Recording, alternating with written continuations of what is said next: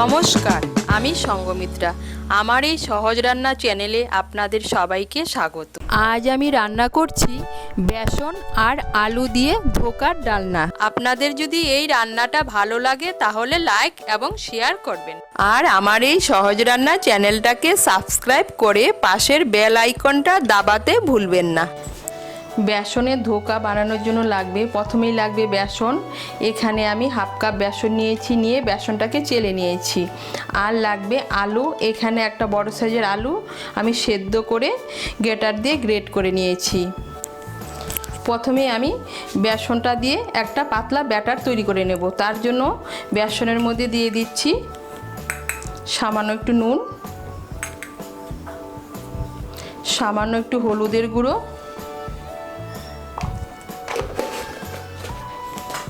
সামান্য একটু কালো জিরে,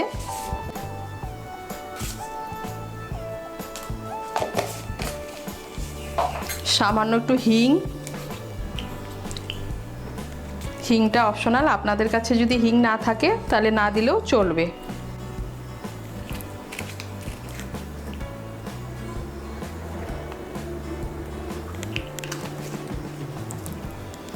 আর দিয়ে দিচ্ছি সামান্য একটু গরম মশলার গুঁড়ো।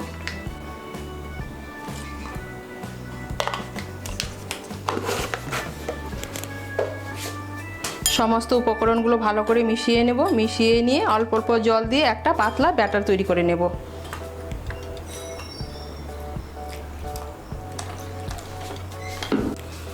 এই দেখুন, বেসনটা দিয়ে আমি পাতলা একটা ব্যাটার তৈরি করে নিয়েছি। এখন আমি ধোকাটা বানিয়ে নেব। আমি ধোকাটা বানানোর জন্য একটা কড়াই বসিয়েছি। এর মধ্যে আমি দিয়ে দেব 1 বড় চামচ সাদা তেল।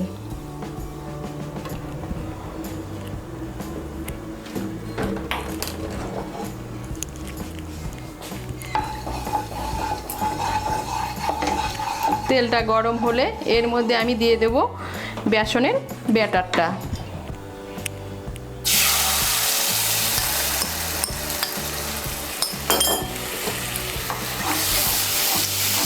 দিয়ে এভাবে খন্তা দিয়ে নাড়তে থাকবো।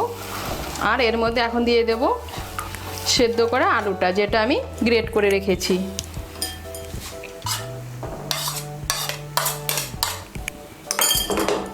আলুটাকে বেসনের সঙ্গে ভালো করে মিশিয়ে নেব।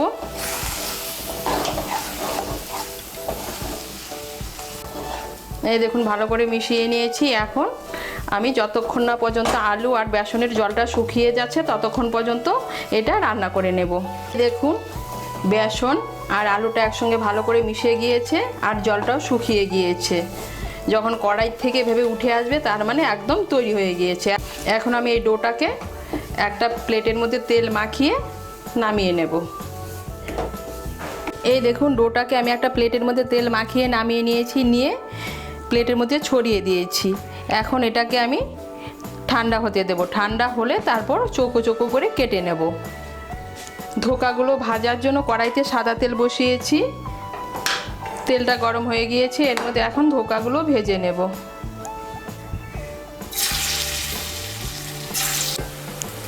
এই দেখুন, ধোকাগুলো লাল করে ভেজে নিয়েছি। এখন আমি ধোকাগুলোকে তুলে নেব। কড়াইতে যে তেল আছে এই তেলের মধ্যে আমি আলুগুলো ভেজে নেব। আমি 3টে মাঝারি সাইজের আলু সেদ্ধ করে টুকরো করে কেটে নিয়েছি।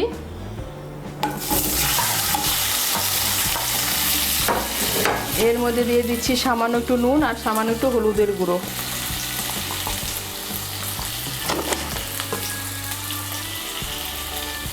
নুন আর হলুদের গুঁড়োটা মিশিয়ে নিয়ে আলুগুলোকে আমি লাল করে ভেজে নেব।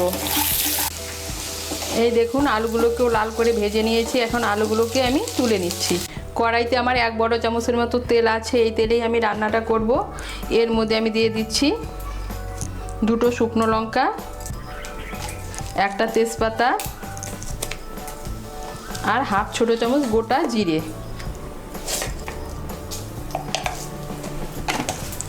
ফোড়নটা দিয়ে একটু নাড়াচাড়া করে নিয়ে এর মধ্যে আমি দিয়ে দেব আদা বাটা, কাঁচা লঙ্কা বাটা। আমি এর মধ্যে 1 ছোট চামচ আদা বাটা দিচ্ছি আর 4টে কাঁচা লঙ্কা বেটে নিয়েছি।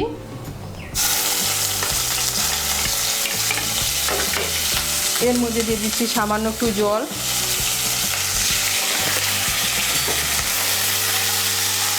আদা বাটা আর কাঁচা লঙ্কা বাটাটাকে ভালো করে মিশিয়ে নেব। আর ঝালটা আপনারা আপনাদের স্বাদ মতো দেবেন। মিশিয়ে নিয়েছি। এখন এর মধ্যে দিয়ে দেব টমেটো বাটা। আমি একটা মাঝারি সাইজের টমেটো বেটে নিয়েছি।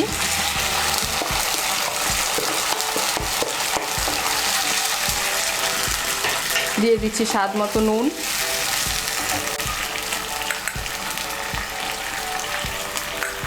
আমি আলু ভাজার সময় নুন দিয়েছিলাম, তাই নুনটা এখন একটু কমিয়ে দেব, লাগলে পরে আবার দেব। টমেটো বাটা আর নুনটাকে ভালো করে তেলের সঙ্গে মিশিয়ে নেব। মিশিয়ে নিয়ে এর মধ্যে দিয়ে দিচ্ছি গুঁড়ো মশলা। গুঁড়ো মশলার মধ্যে আমি নিয়েছি 1 ছোট চামচ ধনে গুঁড়ো, 2 ছোট চামচ জিরের গুঁড়ো, 1 ছোট চামচ লঙ্কার গুঁড়ো আর হাফ ছোট চামচ হলুদের গুঁড়ো।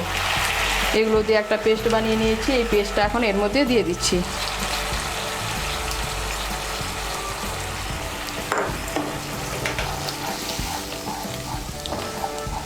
সমস্ত মশলাগুলোকে ভালো করে মিশিয়ে নিয়ে মশলাটাকে এখন ভালো করে কষিয়ে নেব। দেখুন মশলাটাকে ভালো করে কষিয়ে নিয়েছি। মশলার থেকে তেল ছেড়ে দিয়েছে, তার মানে মশলাটা ভালো করে কষানো হয়ে গিয়েছে। এখন এর মধ্যে দিয়ে দেব ভেজে রাখা আলুগুলো। আলুগুলোকে মশলার সঙ্গে ভালো করে মিশিয়ে নেব। এখন এর মধ্যে দিয়ে দিচ্ছি সামান্য একটু চিনি। চিনিটা পুরোপুরি অপশনাল, আপনারা যারা চিনি খেতে পছন্দ করেন না তাদের চিনি না দিলেও চলবে। আর নিরামিষ রান্নার মধ্যে একটু চিনি দিলে খেতে ভালো লাগে।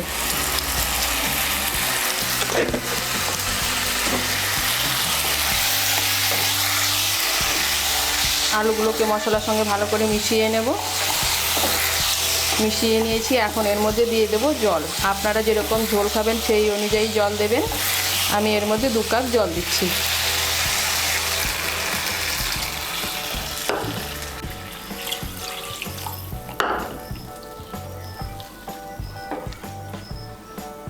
এখন ঝোলটাকে ফুটতে দেব। ঝোলটা ফুটে উঠলে আঁচটাকে মিডিয়াম করে আমি 5-6 মিনিটের জন্য ঢেকে দেব। আঁচটা মিডিয়াম করে আমি 5 মিনিটের জন্য ঢেকে দিয়েছিলাম। এখন এর মধ্যে দিয়ে দেব ভেজে রাখা ধোকাগুলো।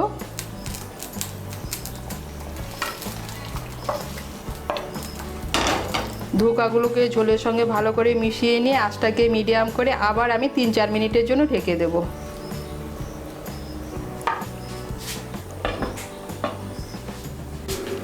আঁচটা মিডিয়াম করে আবার আমি 3-4 মিনিটের জন্য ঢেকে দিয়েছিলাম। আলুগুলো আমার সেদ্ধ করাই ছিল। এখন এর মধ্যে আমি দিয়ে দেব ভেজে রাখা কাঁচা লঙ্কা, গরম মশলার গুঁড়ো, দিয়ে দিচ্ছি হাফ ছোট চামচ গরম মশলার গুঁড়ো, আর দিয়ে দিচ্ছি হাফ ছোট চামচ ঘি।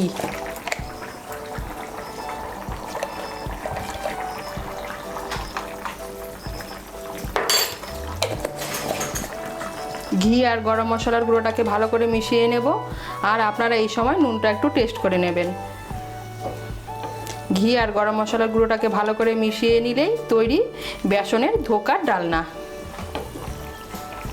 যখন ঘরে কোনো সবজি থাকবে না তখন এইভাবে বেসন আর আলু দিয়ে ধোকা বানিয়ে খেয়ে দেখবেন, খেতে কিন্তু অসাধারণ লাগে। ঘি আর গরম মশলার গুঁড়োটাকে ভালো করে মিশিয়ে নিয়েছি আর তৈরি হয়ে গেল বেসনের ধোকার ডালনা। এখন আমি গ্যাসটাকে বন্ধ করে 2-3 মিনিটের জন্য ঢেকে রেখে দেবো। 2-3 মিনিট পর ঢাকনা খুলে পরিবেশন করব।